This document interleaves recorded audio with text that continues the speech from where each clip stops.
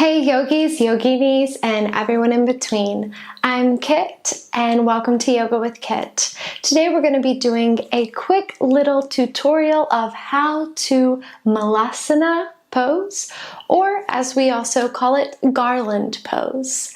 So if you're ready, let's go ahead and get started.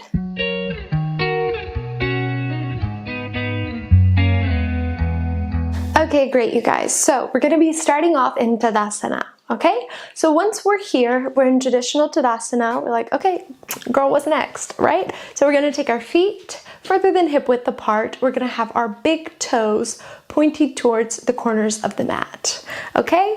We're gonna go ahead, we're gonna push our feet out wide, right? So really expand those toes, yogi toes, and really dig in those feet, right? So we're gonna really focus on being grounded in this asana, right? Which is really awesome, one of my favorites.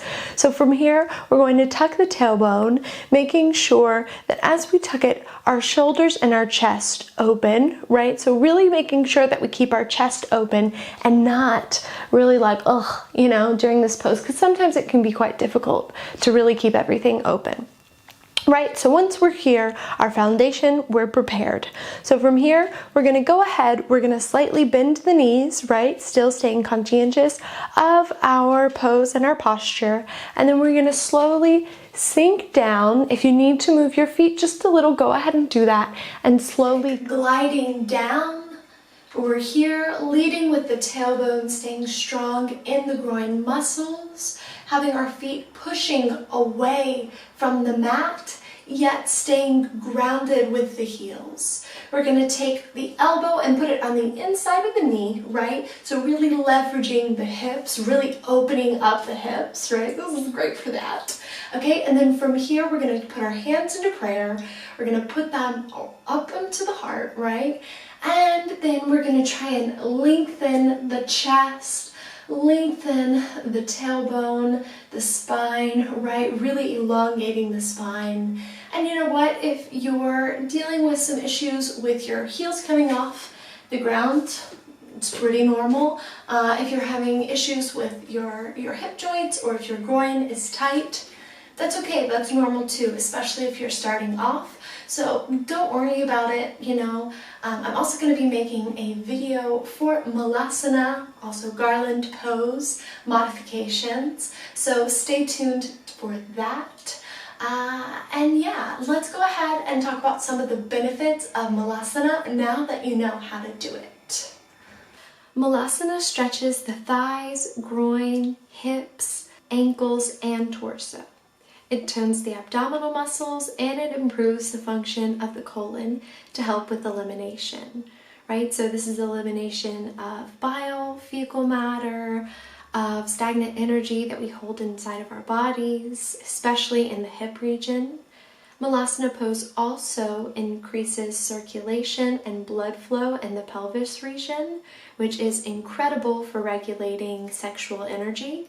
It also improves balance, concentration, and focus.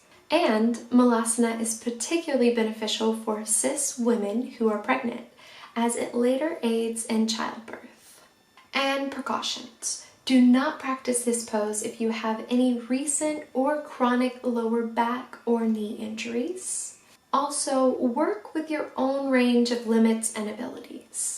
If you have any medical concerns, please talk to a doctor before practicing this pose or other poses.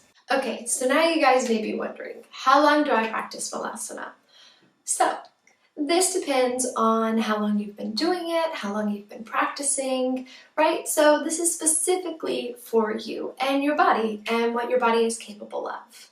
Say you're doing a yin restorative style yoga session, right? You're warmed up, you feel good, maybe you have a block and you're sitting on it underneath you while you're doing Malasana. There are some people who can hold that up to 5 minutes, right? Or say if you're doing Malasana on your back and your feet are up against the wall. That's a different situation.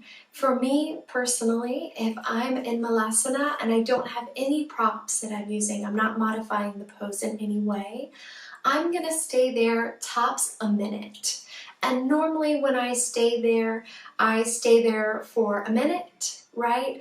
I get back up, and I kind of shake it out. I do maybe some sequences of sun salutation, and then I might go back into Malasana. Right, so this is depending on my practice, and again, like I said, it's definitely personalized for you.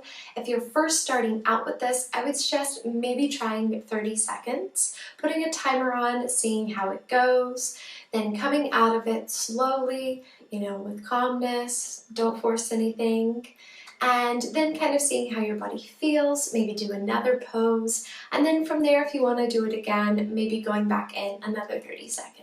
Right? So little by little working your way up, and again it depends on your body, on your flexibility, and how comfortable you are in the position, right? So it is what it is. It just depends on you and where you are that day or that month in this asana, right? Which is totally fine. There's nothing wrong with that. And this isn't a competition. If you only stay there for the first time for 10 seconds, that's awesome. You know what I mean? Like, that's good. Just enjoy those 10 seconds. Be proud of yourself for doing that.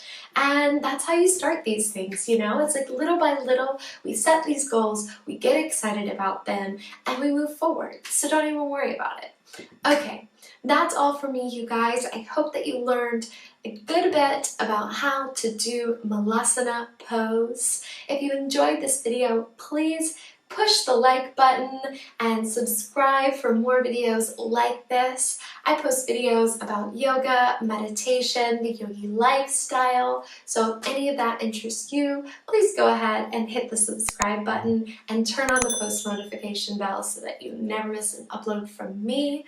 Thank you for joining me today. I hope you have a great morning, afternoon, or night wherever you are in the world, and I look forward to seeing you in the future.